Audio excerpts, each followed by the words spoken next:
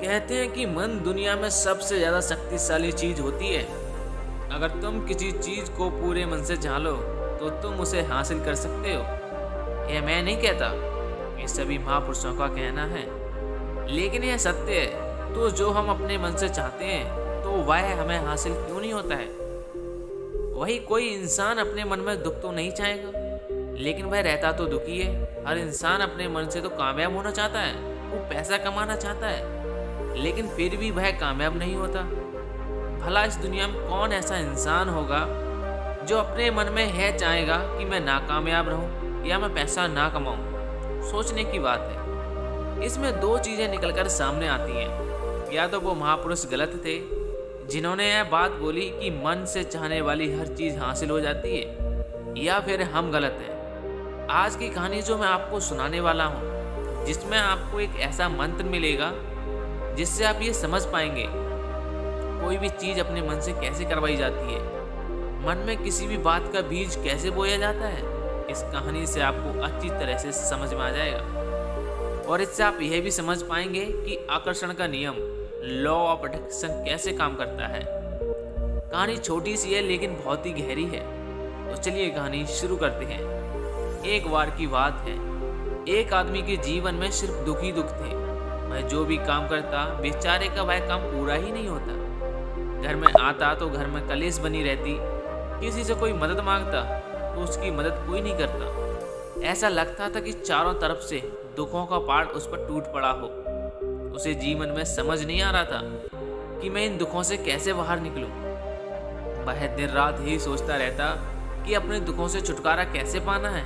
इसी कारण से वह रात में सो भी नहीं पाता था। उसकी आंखों के नीचे बड़े बड़े काले घेरे बन गए थे, जो इस बात का प्रतीक है कि वो आदमी कितना दुखी है और कितना चिंतित भी।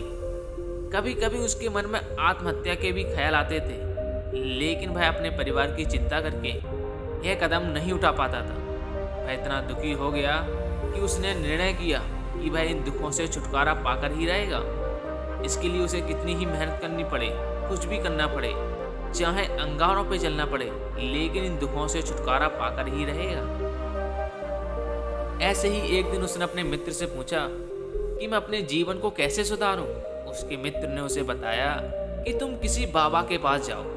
बाबाओं के पास ऐसे ऐसे मंत्र होते हैं जिससे सारे दुख मिट जाते हैं, जीवन खुशियों से भर जाता है और धन दौलत भी हासिल हो जाती है। तुम किसी ऐसे बाबा को ढूंढ लो, बस तुम्हारा काम बन जाएगा।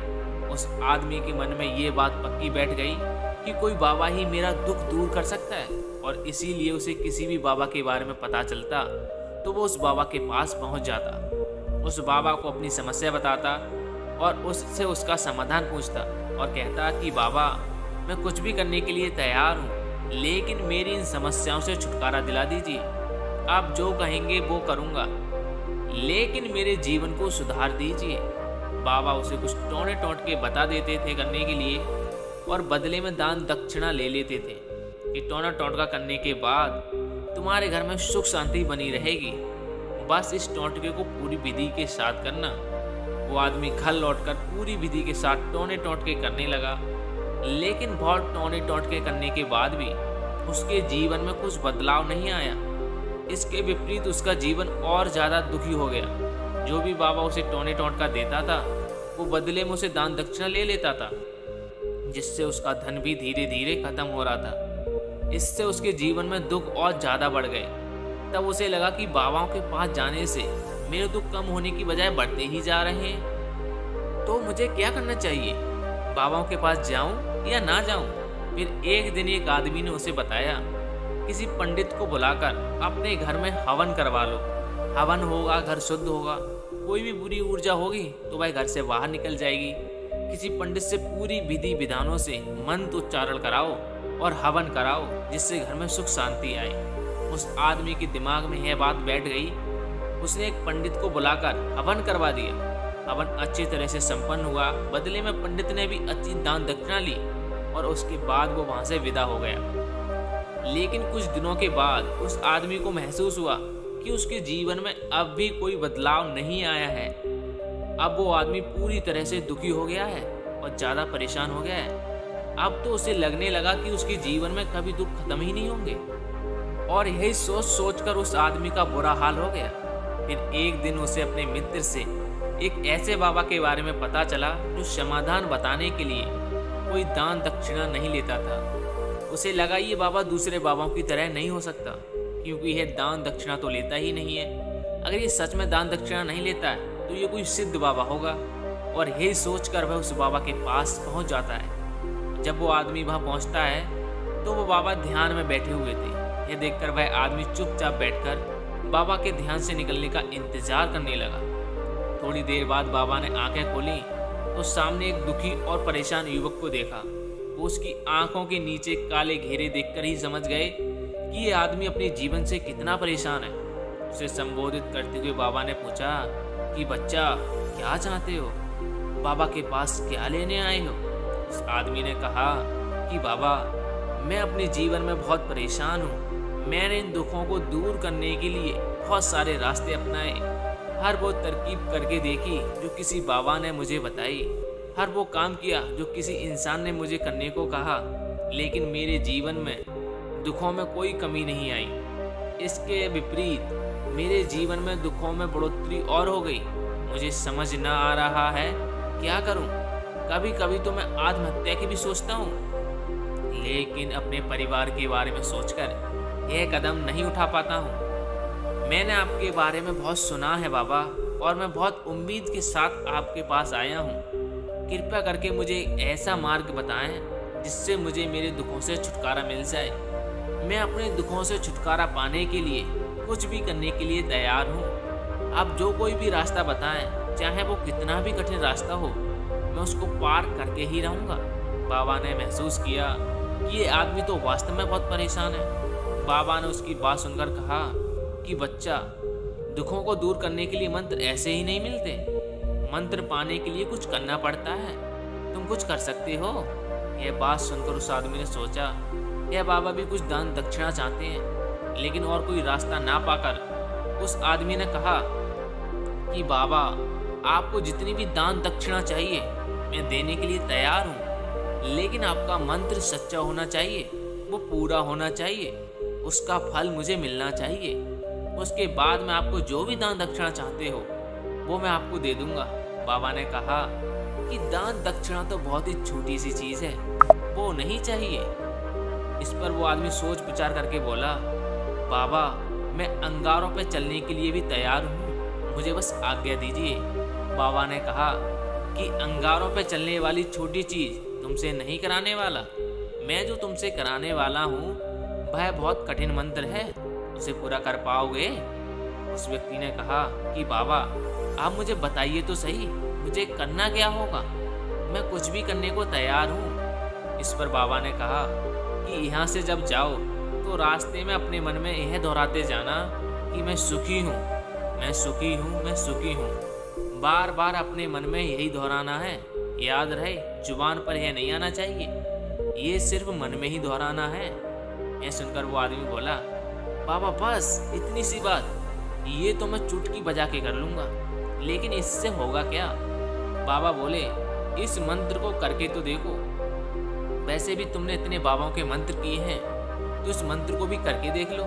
उस आदमी ने सोचा कि बाबा कुछ दान दक्षिणा तो ले नहीं रहे हैं, छोटा सा मंत्र है, इससे तो मैं यूं ही कर लूँगा। वो बोला, ठीक है बाबा, ये मैं मंत्र जरूर करूँगा।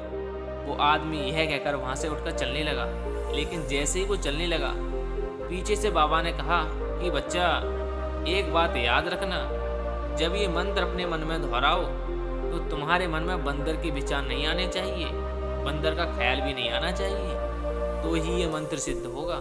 वो आदमी बोला, मुझे तो आज तक बंदर का कोई विचार नहीं आया, तो अब क्यों आएगा? आप चिंता मत करिए बाबा, मैं मन में बस यही दोहराऊंगा कि मैं सुखी हूँ, मैं सुखी हूँ। इसके अलावा मेरे मन में बंदर का कोई विचार नहीं आएगा। यह कहकर वो आदमी वहाँ से चल दिया और अपने मन में यह दोहराते हुए कि मैं सुखी हूँ, मैं सुखी हूँ, थोड़ी ही दूर चला था, उसके मन में अचानक बंदर का ख्याल आ गया। बंदर का ख्याल एक बार आया और चला भी गया, लेकिन उस आदमी ने सोचा, आज तक तो मेरे मन में बंदर का कोई विचार नहीं आया, तो ये आज बंदर का विचार क्यों आ गया? और ऐसे करके उसने इस बंदर के विचार को पकड़ लिया। वह यह भूल गया कि मुझे क्या मंत्र दोहराना है और वो बंदर के बारे में सोचने लगा।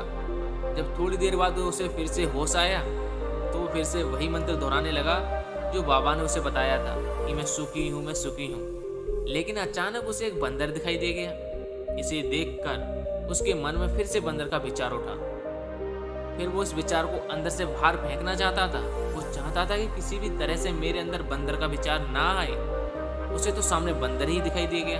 ये जद्दोजहद करते करते घर पे पहुंचा। घर पे पहुंचने के बाद अपनी पत्नी को कहा कि हे बंदरिया, जा मुझे खाने में बंदर परोस दे। उसे एहसास हुआ कि मैंने क्या कह दिया, तो वह अपने बाल नोचने लगा। वो दीवारों में सिर मारने लगा। आज तक मुझे बंदर का कोई विचार नहीं आया और आज ये मुझे क्या हो गया है, मुझे बंदर ही बंदर नजर आ रहे हैं। ये कैसी माया है। यही सोच सोच कर वह आदमी रात भर सो नहीं पाया। रात भर करवटें बदलता रहा। वो सुबह उठकर सीधे बाबा के पास पहुंच गया और उनके चरणों में गिरकर कहा कि बाबा, पता नहीं क्या चमत्कार हो रहा है। आज तक मुझे बंदर का कोई विचार नहीं आया, लेकिन कल से जब से तुमने कहा है कि बंदर का विचार नहीं आना चाहिए, तब से मुझे हर जगह बंदर ही बंदर नजर आ रहे हैं। उस आदमी ने कहा कि बाबा, मुझे तो आपके पीछे बैठा बंदर भी केले खाते हुए दिखाई दे रहा है। ये हो क्या रहा है बाबा। ये सुनकर बाबा हंसने लगे। बच्चा, मन का जाल एक ऐसा जाल है जिसे समझ पाना इतना आसान नहीं है। बंदर तो तुम्हारे रास्ते में पहले भी आते थे जब तुम मेरे पास आए थे, लेकिन जब तुम्हारे दिमाग में ये बंदर नहीं था तब तुम्हारे दिमाग में सिर्फ अपने दुख थे। इसके बाद बाबा ने बताया कि बच्चा, हम जिस भी चीज़ से दूर भागना चाहते हैं वही चीज़ हमारे मन में बहुत गहरे से प्रवेश हो जाती है।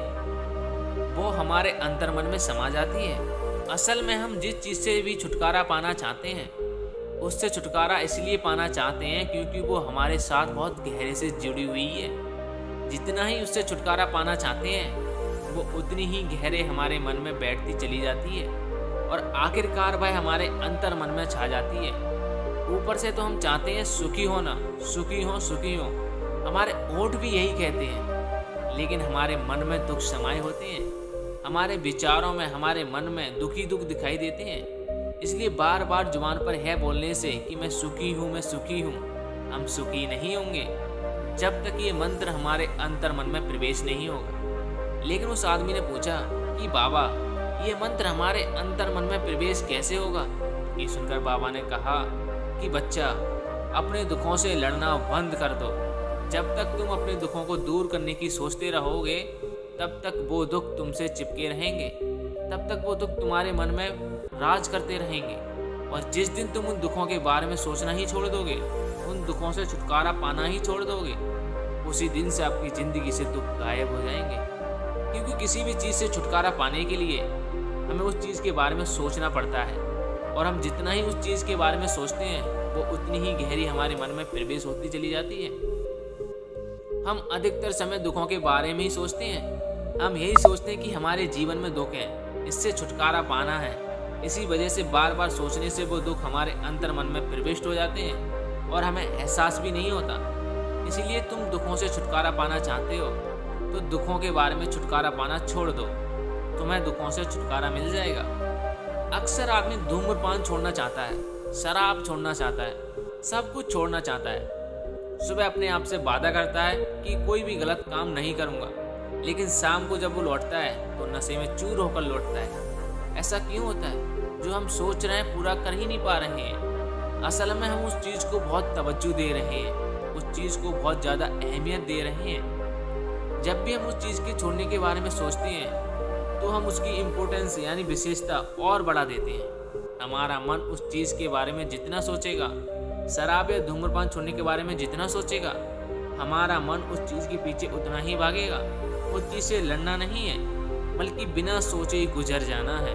और अगर हम उस मंत्र को समझ लेते हैं तो हम अपने जीवन में जो भी पाना चाहते हैं उसे अपने अंतर मन में डाल सकते हैं। और एक बार अगर वो लक्ष्य हमारे अंतर मन में बैठ जाता है तो फिर सफलता पाने में कोई समस्या नहीं आती, कोई दिक्कत नहीं आती। तो दोस्तों, कैसी लगी ये कहानी कमेंट सेक्शन में ज़रूर बताएं। अगर कहानी अच्छी लगी हो तो चैनल को सब्सक्राइब और वीडियो को शेयर करना मत भूलिए। और मैं मिलूंगा आपसे ऐसी और कहानी में। तब तक के लिए अपना और अपनी फैमिली का ख्याल रखें। जय हिंद साथियों।